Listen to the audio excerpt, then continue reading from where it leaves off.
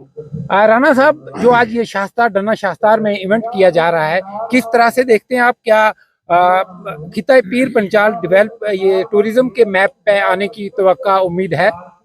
देखिए, खिता Pir Panjal tourism map पे आने की तवक्को की जा सकती है। बड़ी देर से हम कर रहे हैं। ये आपने एक सियासी बात छेड़ दी है। पर मैं ये कहूँगा कि आज के माहौल में तो हमें कोई तवक्को नहीं है। जहाँ कोई पॉपुलर सरकार नहीं है, डेमोक्रेटिक सरकार नहीं है, तो उस माहौल में मुझे कोई तवक्को तो नहीं है। आपने एक सियासी सवाल कर दिया, लेकिन बरकैफ आज का जो ये कल्चरल मीट है, मैं इसके सिलसिले में डिस्ट्रिक्ट डेवलपमेंट कमिश्नर साहब को मुबारक करूंगा, और जो बिलखुसूस हमारे यहाँ के जो इस खिता के जो हमारे PRIs हैं, सरपंचेस हजरात हैं, उन्होंने डिस्ट्रिक्ट डेवलपमेंट कमिश्नर साहब को रिक्वेस्ट की।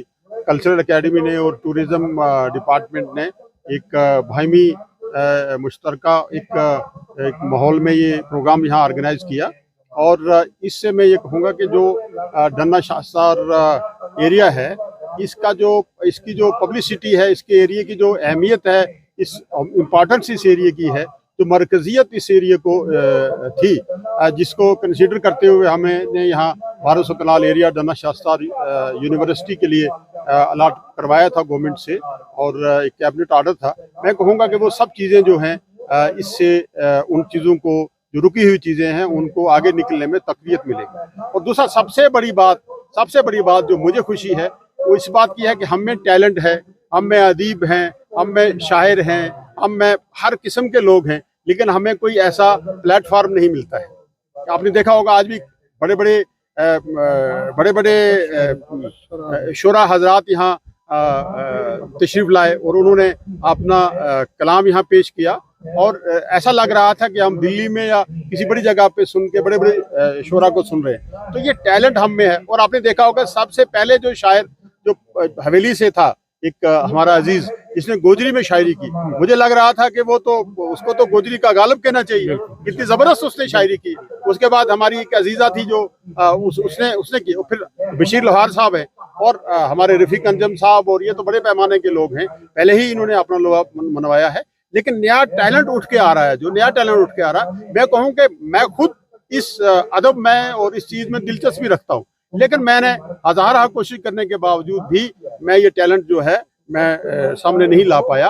तो आज मुझे भी मौका मिला, मैंने भी कुछ पंजाबी में, कुछ दूसरे मैंने कुछ बातें यहाँ की हैं, कुछ शोरा को मैंने यहाँ याद किया। तो मैं सबसे बड़ी आज के इस माहौल में, जब नौजवानों को दूसरी तरफ टिल्ट किया जा रहा है, नौजवानों को, समाज को नशावर कर किया जा रहा है, एक नेशनल इंटरनेशनल साजिश के तहत हमारे नौजवानों को मफलूज किया जा रहा है, तो मैं कहूँगा कि आज के इस माहौल में ये जो कल्चरल प्रोग्राम है, ये बहुत जरूरी है। क्योंकि मैं कहूँगा कि ये अदीब वो लोग हैं जो इन तमाम हदबंदियों से ऊपर उठे हुए होते हैं। इनके पास कोई इलाकाई हदबंदी नहीं होती है, इनके पास कोई लिसानी हदबंदी नहीं होती है, इनके पास कोई रस्मी रवात की हदबंदी नहीं होती है, इनके पास कोई मजहबी हदबंदी नहीं होती है। ये सबसे ऊपर उठ के बात करते हैं। तो मैं कहूँगा कि ऐसे माहौल में आज वक्त की पकार है कि ऐसे जो हदबंदियां हैं, जो जगह जगह पे, कदम कदम पे हम इन हदबंदियों का शिकार होते हैं, तो इससे ऊपर उठ के हमें बात करनी चाहिए। और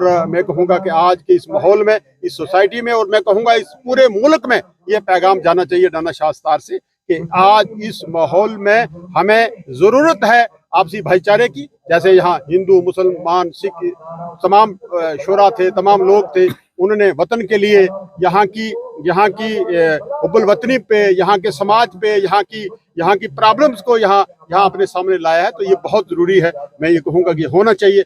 हम लोग जो हैं अपना जो इसमें तकदीर को जो है अपना एक, मैं कहूँगा कि जो हम में काहली का फुकदान है, जो मैं कहूँगा कि हमारा जो आलिस का फुकदान है, उसको तकदीर पे हम थोप देते हैं। नहीं, ये तकदीर का फैसला नहीं, मैं कहूँगा कि वो अपनी कमजोरी हम दूसरे पे थोप देते हैं।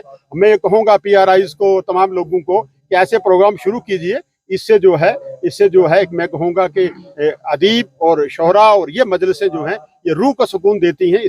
इससे रुख चेंज होते हैं और इससे माइंड चेंज होते हैं, इससे एक नई सोच उभर के आती है। तो आज के इस प्रोग्राम के लिए मैं तमाम सोनकोट और मेंढर के लोगों को और तमाम जिला के लोगों को जिन्होंने यहाँ पार्टिसिपेशन यहाँ दी, आपने अपनी पार्टिसिपेट किया, मैं उन सबको मुबारक करूंगा। शुक्रिया। सर, राणा साहब उम्मीद की जा सकती है कि राणा साहब की तरफ से भी कोई मुशायरे का इनकार किया जा सकता हाँ, है?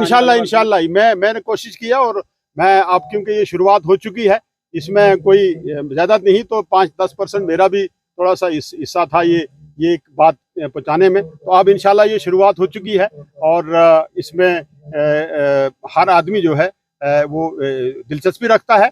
ये और बेहतर ढंग से हो सकता था। मैं हैरान हुआ, मेरे मुताबिक यहाँ की जो पार्टिसिपेशन जो या लोगों की हुई वो बहुत कम थी।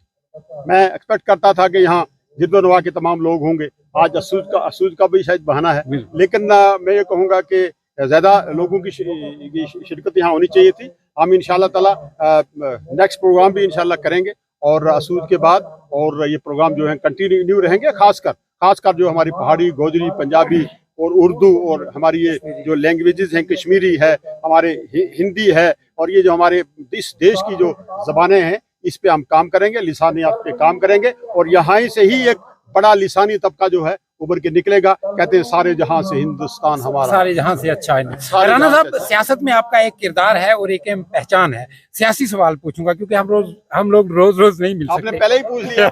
रोज नहीं मिल सकते। इलेक्शन को लेके पहले कुछ दिन पहले आर्डर आता है जी ये पंचायत के या म्युनिसिपैलिटी के इलेक्शन होंगे, फिर कुछ दिन बाद ही ये आता है जी अभी नहीं होंगे। किस तरह से देखते हैं? मुझे लगता नहीं है, जो 56 इंच का सीना जो दिखाया था वो मुझे दिखा नहीं और 10 साल में दिखा नहीं। हाँ, हम लोगों पे क्योंकि हम निहत्ते लोग हैं तो हम लोगों पे जो जबर और तुगयान की चक्की पिस रही है वो और पिसेगी।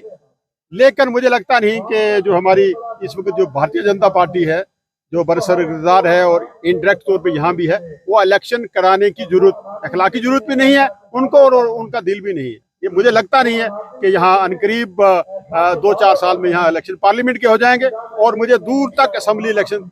इंटेंशन क्या है बीजेपी की? सर, अब देखिए मैं कहूँगा कि ना ही तो उनके पास वो इखलाकी कदरों को देखते हैं, ना ही वो देखते हैं कि अब देखिए ना, हम कहते हैं इलेक्शन करवाएं चाहे आरएसएस की ही हुकूमत बन जाए, सबसे टक्कर बड़ी हमारी आरएसएस से है, बीजेपी से, बनाए हुकूमत।